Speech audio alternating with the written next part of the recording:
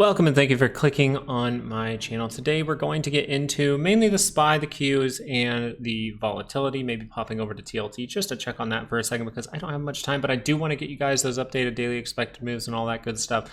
So we will get into some things, but I just want you to notice how the range this week, very, very big. And today, if you really just pull up this 30-minute, what did we really do?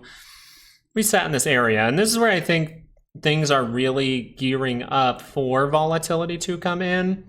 And as you can see, we ended up going like 0.5 down, 0.1 up, and that's just not that big of a day. We didn't test a move, anything like that, but we could be moving sideways to that 5-day moving average. We'll watch out for tomorrow because we have some big stuff going on. We have the election, and then after that, we get a bunch of data throughout the rest of the week. So we do have a moment where I think people are waiting to see which way things want to go, which way this data is going to go, how the Fed is going to talk this week with their Fed interest rate decision. I think all of those things are coming into consideration. But the problem with doing that is the more you sit down in these kind of areas, if you keep having these nothing days and nothing days and nothing days, you are building a ton of liquidity. And when that volatility does strike one direction, right, you can see it in either direction because implied volatility goes both ways. If we keep piling up in this area, then eventually we are going to see an explosion or a pop of a bubble. So I think, and when I say bubble, I don't mean necessarily like, oh, a bubble is gonna like actually pop and all that. I'm more just saying, when this is just building liquidity for quite some time, that's when you can really start to see that big move. So I actually do think that we will hit one of these weekly expected moves this week. I actually do, if we keep piling up in this area. So for the SPY, what do we want to pay attention to? I'm just going to lean into it because I don't have much time. So what we want to pay attention to is the fact that the SPY has already confirmed some pretty steep divergence, but it's seeing weakness again. So if that 30-minute does cross down, it is still negative.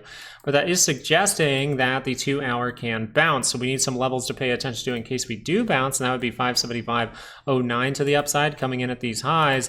Then we do have 564.53 on the low. Now, there is still a chance that we could make that divergence down at these levels and come touch our zone. That would be fantastic because that would be really where you want to solidify, hey, we're making that cup, let's get that handle, and then we'll see if this continues to the downside with this MACD curling down with a lower high, right? We want to see all that.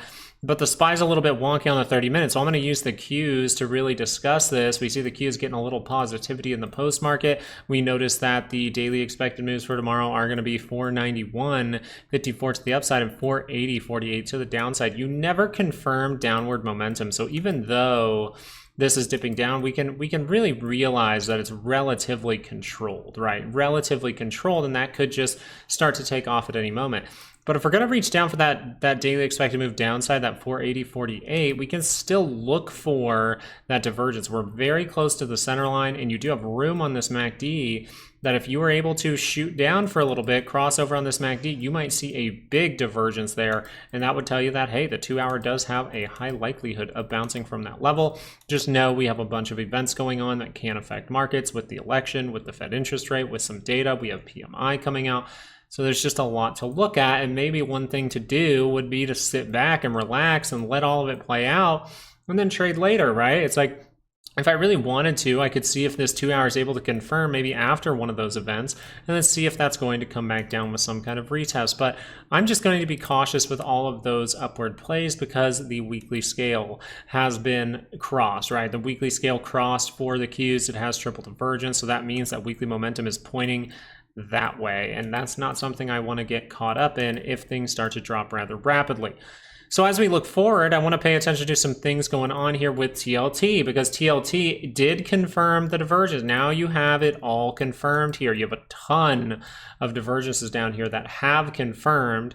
And then if you go look, the daily crossed at the same time. So you do have a daily that is, I know it doesn't look like it because it's red, but that's a 1.55 positive bar right there. That is an upward move of 1.55%. Okay, so that is going to be huge to pay attention to because the yields, the 10-year hasn't even crossed yet, so we could see that come to fruition and then see TLT really see some upside from this. Obviously, we want to pay attention to managing risk. So what that would tell me is, since this is a 2-hour trade, I'm going to look at a 30-minute, and if that crosses down on the 30-minute, what are we close to? Well, we are close to that center line. So that's saying, hey, this can go negative. This can test a low and go make a new one if this crosses. So don't mess around with it, because we do get a bunch of data. The election might funk with things, and we also get the Fed interest rate, and the Fed's going to come out for their press conference. So all of those things can really affect this. But right now, TLT is saying, I am a good play to the upside.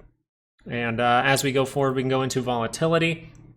Volatility, one key thing was curling down on the 30-minute. Okay, we did curl down the 30-minute, but we're still holding up, right? We're still above that 5-day moving average. One thing I did notice was a bigger time frame was able to cross. The 4-hour was able to cross, but it was on a positive bar. So something that I want to watch out for tomorrow is still if this 2-hour can beat down a little bit more, and anytime that really curls up, it could be tomorrow, it could be the next day, it could be the next day, right? If this could curl down a 4-hour all the way down to the 20 and still makes sense to head down. And we're still looking for volatility to turn up again because of those weekly signals. And it looks like we're getting that cup turning into a handle that's a cup turning into another handle on the end. So that's something we're going to pay attention to. I know that this wasn't the most informative video. It's just I am very, very low on time, and I don't want to discuss stocks that I haven't really looked at.